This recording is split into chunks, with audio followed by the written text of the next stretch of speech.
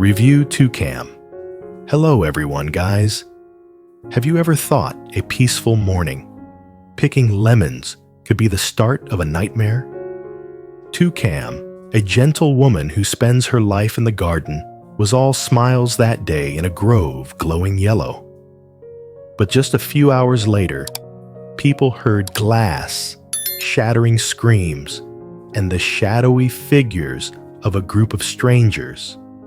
A new protection crew sweeping through the market. No one expected today's story would give you chills, minute by minute, how a good person can become a target simply for doing the right thing. Please like and subscribe, then watch to the end to find out what really happened to 2Cam that night and why the entire market fell silent the next morning, right after 2.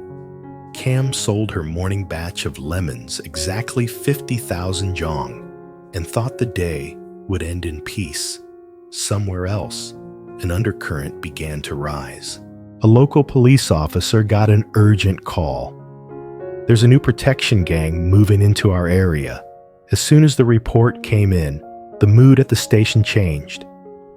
Everyone looked at each other, eyes tense. One officer snapped, "We can't let them treat our people like this." Early intel said the crew was extremely aggressive by day.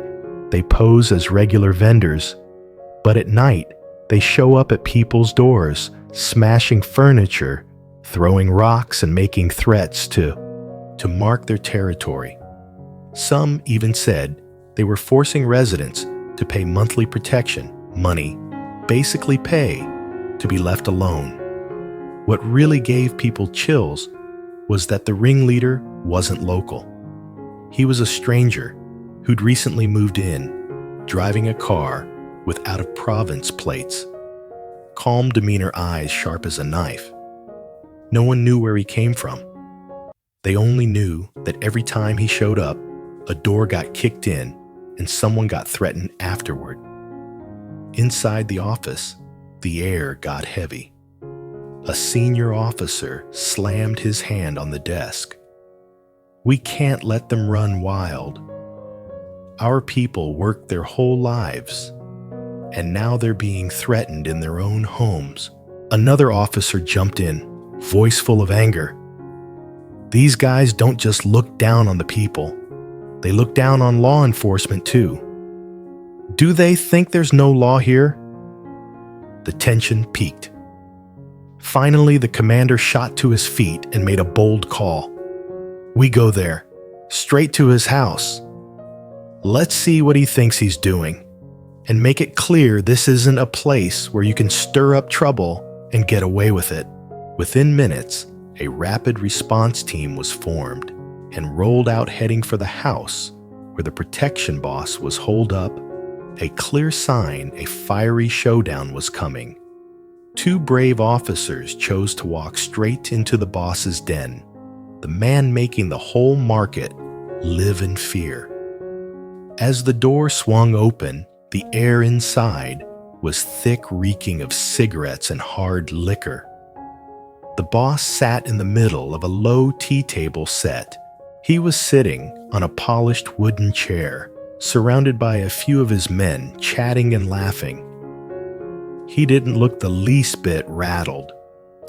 When he saw the officers in blue walk in, he smirked, took out his phone, and spoke with a confident, slightly contemptuous tone. "Those guys just give them some money, and it's over. They're just local cops. They're out here to make a living."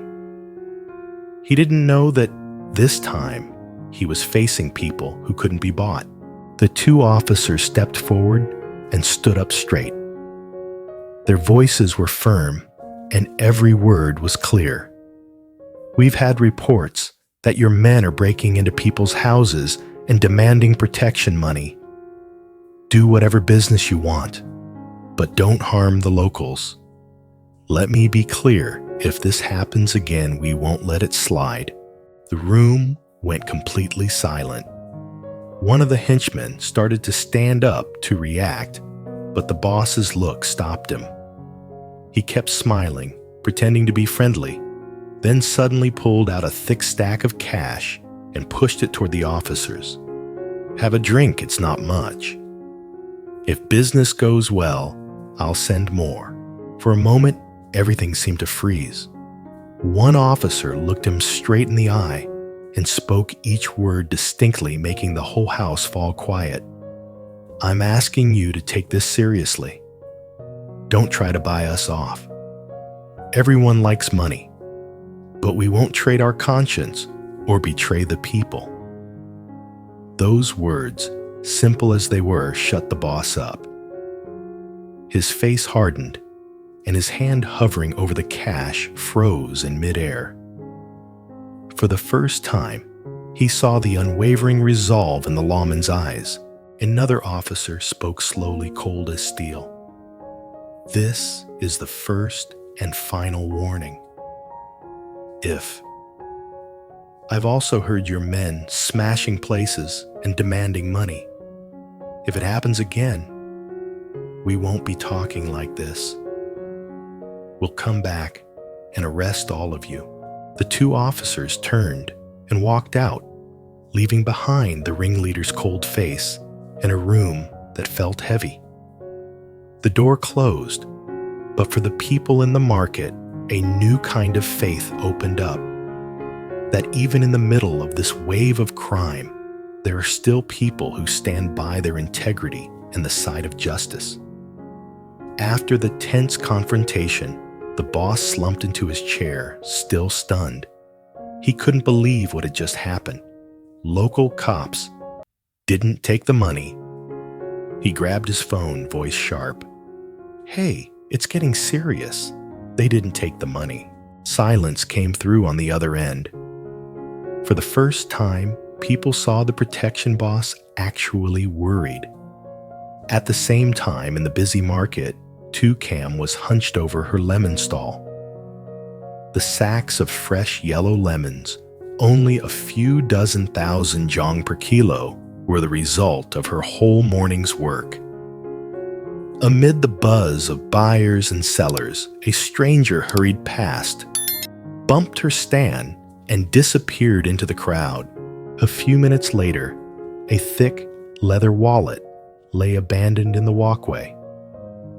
Cam bent down to pick it up, opened it, eyes widening. Whoa! How's there this much money inside? Were neat stacks of cash papers and a name card, the card of the protection boss the police had just visited. She froze, hands shaking. Cam's life was always a struggle. Selling lemons, rain or shine, barely paid for rice. After a few seconds of silence, she pressed her lips together and murmured, "All right. I'll wait here a bit to see if anyone comes back. It's not mine taking, it wouldn't sit right." A choice that seemed simple ended up changing her fate, because the person who came back for the wallet was none other than the boss himself. After realizing his wallet was gone, the boss rushed back into the market eyes, darting around, breathing hard. The crowd buzzed. He called out, trying to keep his voice steady. Despite the edge, "Ma'am, did anyone pick up a brown wallet?" Cam, standing by her little lemon stall, answered calmly, "I did pick up a wallet, but you'll need to tell me what's inside before I can hand it over." That made him pause. A flicker of confusion crossed his face before he gave in. "There are IDs, a driver's license, and some cash." Cam opened the wallet, checked, then nodded. "That's right. It's yours."